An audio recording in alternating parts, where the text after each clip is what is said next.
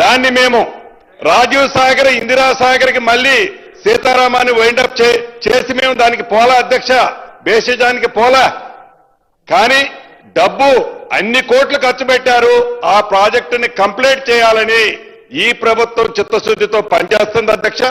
మీరు కేవలం మీ స్వార్థం కోసం, మీ స్వలాభం కోసం అక్కడ రాజీవ్ సాగర్ ఇందిరా సాగర్ ని రీడిజైన్ పేరుతో దాన్ని ఎత్తి సీతారామ ప్రాజెక్టు తీసుకొచ్చారు.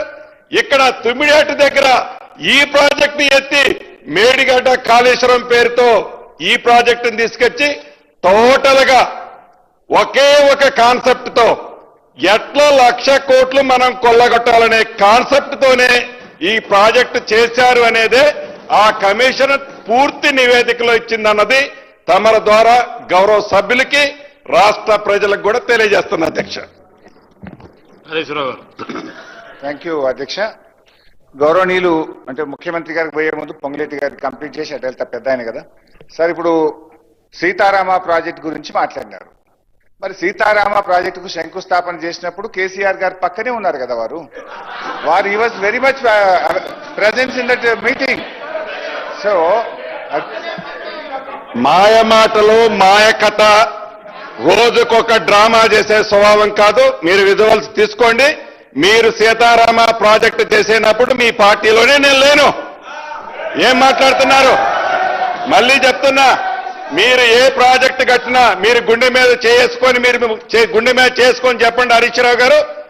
ఏదైతే ఆనాటి ముఖ్యమంత్రి కేసీఆర్ గారు అక్కడ ఏదైతే ఆ కంప్యూటర్ ఆపరేటర్ చూపించే బొమ్మని గూగుల్ చూపించి మీరు డిజైన్లు చేశారే తప్ప తెలంగాణ ప్రజల కష్టాలు, తెలంగాణ ప్రజల సొత్తుని కాపాడాలని ఉద్దేశంగా మీరు కూడా మాట్లాడే ఆ రోజు అవకాశం మీకే లేదు. నేనాడున్న మీ పార్టీలో సీతారామ చేసేనాడు గుర్తు తెచ్చుకోండి. అపోజిషన్ లీడర్ ఉండి మీరు ఏదైతే ఖమ్మం జిల్లాలో ఫౌండేషన్ వేసేటప్పుడు రోళ్లపాడు దగ్గర నేను పార్లమెంట్ సభ్యుడిగా వైఎస్ఆర్ కాంగ్రెస్ పార్టీలో ఉన్నా, గుర్తు తెచ్చుకోండి. సార్ 9 ఏళ్లు బీఆర్ఎస్ పార్టీలోనే ఉన్నారు కదా. సీతారామ ప్రాజెక్ట్ నిర్మించేటప్పుడు ఏ రోజు కూడా మీరు వ్యతిరేకించలే కదా. ఆ రోజు కూడా వ్యతిరేకించలే. ఎనీవే అయితే బీఆర్ఎస్ లో ఉంటే ఒప్పు, కాంగ్రెస్ లో పోతే తప్పైతుందా సార్? ఎనీవే ఇప్పుడు పొంగులేటి గారిని ఒక విషయంలో ఐ అప్రిషియేట్, వారికి ధన్యవాదాలు కూడా చెప్పాలి. నేను ఒక మాట ఏమన్నారంటే 2014 కంటే ముందు మేము 5,500 ఖర్చు పెట్టాం. సరే 5,500లో మొబిలైజేషన్ అడ్వాన్స్ ఎంత, అది కథ వేరే, తర్వాత చెప్తా. సరే తర్వాత ఏమన్నారంటే 6,100 బీఆర్ఎస్ పార్టీ ఖర్చు పెట్టిందని చెప్పినందుకు నేను థ్యాంక్స్ చెప్తా ఉన్నా.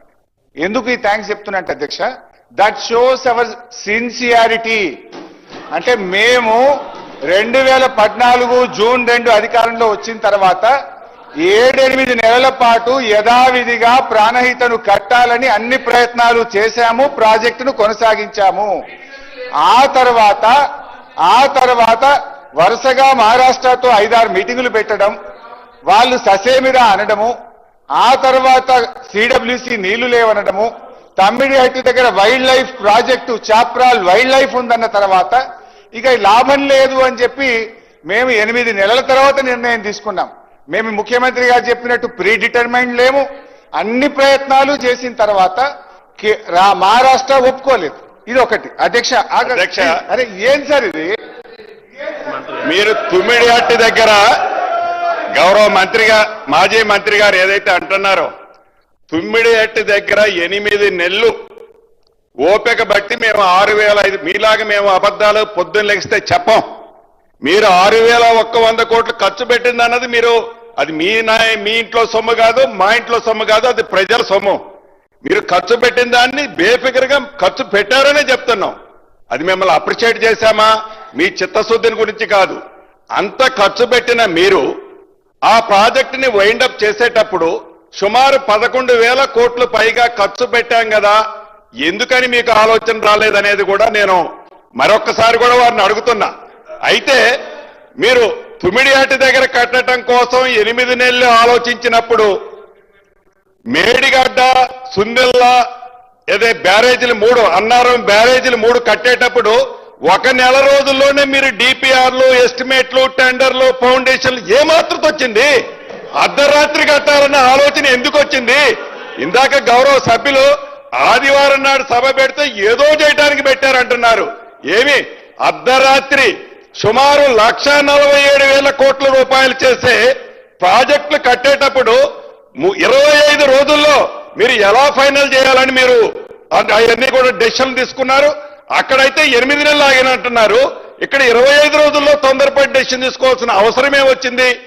ఒక్కసారి గుమ్మడికాయల దొమ్మ అంటే మీ వెనక మీ స్వార్థం, ఎలా మనం కొల్లగొట్టాలి, ఏం చేయాలి, ఈ కొల్లగొట్టే దాన్ని ఆలోచనతో మీ తాపత్రయం తప్ప తెలంగాణ ప్రజల కోసం మీ తాపత్రయం ఏంటన్నది ఆ కమిషన్ రిపోర్ట్ చెప్తుంది అధ్యక్ష. రైట్ అధ్యక్ష, పొంగులేటి గారు చెప్పింది పూర్తిగా సత్యదూరం. 25 రోజులు అన్నారు. వ్యాప్కోస్ took more than 6 months to give the report. వ్యాప్కోస్ రిపోర్ట్